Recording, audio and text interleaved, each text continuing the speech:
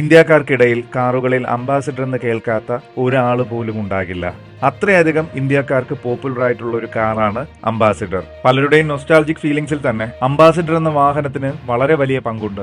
90s കിഡ്സിന്റെ കാലം വരെയും ഒരു കാറിന്റെ ചിത്രം വരയ്ക്കാൻ പറഞ്ഞാൽ വരച്ചിരുന്നത് അംബാസിഡറിനെ ഓർത്തായിരുന്നു എന്ന് പറഞ്ഞാൽ ഒട്ടും അതിശയോക്തി ഉണ്ടാകില്ല. അത്രമാത്രം ഇന്ത്യക്കാർക്കിടയിൽ മനസ്സ് കീഴടക്കിയ ഒരു വാഹനമായിരുന്നു അംബാസിഡർ. ഇന്ത്യക്കാർക്ക് ഇതിനോടുള്ള ഒരു ഇഷ്ടം മൂത്ത് അവസാനം ഇതിനെ അമ്പി എന്ന് വിളിക്കുന്ന ഒരു അവസ്ഥയിലേക്ക് വരെ എത്തിയിട്ടുണ്ടായിരുന്നു. അത്രമാത്രം ഇന്ത്യക്കാരുടെ മനസ്സിൽ ഇഴുകിച്ചേർന്ന ഒരു വാഹനമായിരുന്നു അംബാസിഡർ. അംബാസിഡർ എന്ന കാറിന്റെ പല തരത്തിലുള്ള മോഡലുകളും നമ്മൾ കണ്ടിട്ടുണ്ടായിരുന്നു. അംബാസിഡറിന്റെ മറ്റൊരു മോഡലാണ് സ്റ്റേഷൻ വേഗൺ. അംബാസിഡറിന്റെ പലർക്കും അറിയാത്ത ഒരു മോഡലിനെ കുറിച്ചാണ് ഇനി പറയാൻ പോകുന്നത്. എല്ലാവർക്കും സ്നേഹം നിറഞ്ഞ വണക്കം. അംബാസിഡർ എന്ന വാഹനത്തിന്റെ ഏറെക്കുറെ അവസാന കാലഘട്ടത്തിലാണ് അവർ അതിനെ പിക്കപ്പ് ആക്കാനുള്ള തീരുമാനത്തിലേക്ക് വരുന്നത്. അംബാസിഡറിന്റെ രൂപത്തിൽ ഒരു ചേഞ്ച് വരുത്താനും ഹിന്ദുസ്ഥാൻ മോട്ടോഴ്സ് ശ്രമിച്ചിരുന്നില്ല. അതുകൊണ്ട് തന്നെ രൂപഭാവങ്ങളിലൊന്നും വലിയ വ്യത്യാസമില്ലാതെ ബാക്കിൽ ഒരു കാരിയർ പോലെ കൊടുത്തുകൊണ്ടായിരുന്നു അതിനെ വിപണിയിലേക്ക് എത്തിക്കാൻ ഹിന്ദുസ്ഥാൻ മോട്ടോഴ്സ് ശ്രമിച്ചത്. അംബാസിഡറിന്റെ രൂപവും പിക്കപ്പായ ആ വാഹനത്തിന് പേര് നൽകിയത് വീർ എന്നായിരുന്നു.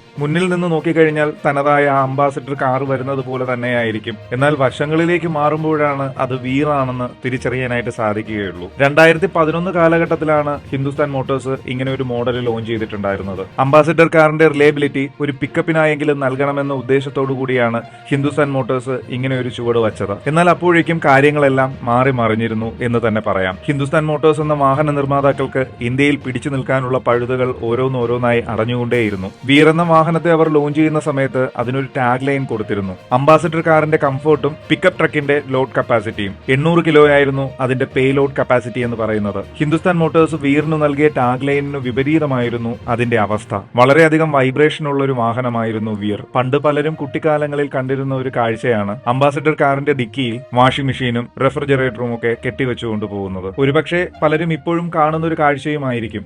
വളരെ വലിയ സാധനങ്ങൾ വരെ അനായാസം കൊണ്ടുപോകാൻ ശേഷിയുള്ള ഒരു വാഹനം തന്നെയായിരുന്നു അംബാസിഡർ കാറുകൾ. അതുകൊണ്ടുകൂടി തന്നെയായിരിക്കണം വീർ എന്ന പിക്കപ്പ് നിർമ്മിക്കാനുള്ള ആശയം ഹിന്ദുസ്ഥാൻ മോട്ടോഴ്സിന് പ്രചോദനമായത്. ആദ്യം കൊൽക്കത്തയിൽ മാത്രം വിറ്റഴിക്കുക, ശേഷം രാജ്യവ്യാപകമായി തന്നെ വിൽപ്പനയ്ക്ക് എത്തിക്കുക എന്ന ഉദ്ദേശമായിരുന്നു ഹിന്ദുസ്ഥാൻ മോട്ടോഴ്സിനുണ്ടായിരുന്നത്. 1.5 ലിറ്റർ ഡീസൽ എഞ്ചിനിൽ 35 HP പവർ ആയിരുന്നു ഇതിന് കൊടുത്തിരുന്നത്. CNG ഓപ്ഷനിലും വീർ അവൈലബിൾ ആയിരുന്നു. 1.8 ലിറ്റർ എഞ്ചിനിൽ 55 HP പവറും നൽകിയിരുന്നു. 3,30,000 രൂപയായിരുന്നു വീറിനുണ്ടായിരുന്ന പ്രൈസ് എന്ന് പറയുന്നത്. ആ സമയങ്ങളിലൊക്കെ ടാറ്റ എയ്സും മഹീന്ദ്ര പിക്കപ്പും ഒക്കെ വളരെയധികം വിറ്റുപോകുന്നിരുന്ന ഒരു സമയമായിരുന്നു. അതുകൊണ്ട് തന്നെ വീറിനെ ആരും പരിഗണിച്ചതുമില്ല.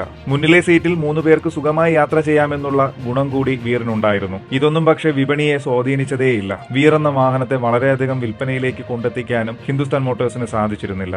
2014 തന്നെ വളരെയധികം പേരുടെ സ്വപ്നവും വിശ്വാസവും ഗൃഹാതുരതയും ഒക്കെ ഉണർത്തിയിരുന്ന ഹിന്ദുസ്ഥാൻ മോട്ടോഴ്സ് എന്ന കമ്പനി കളം വിടുകയുണ്ടായി.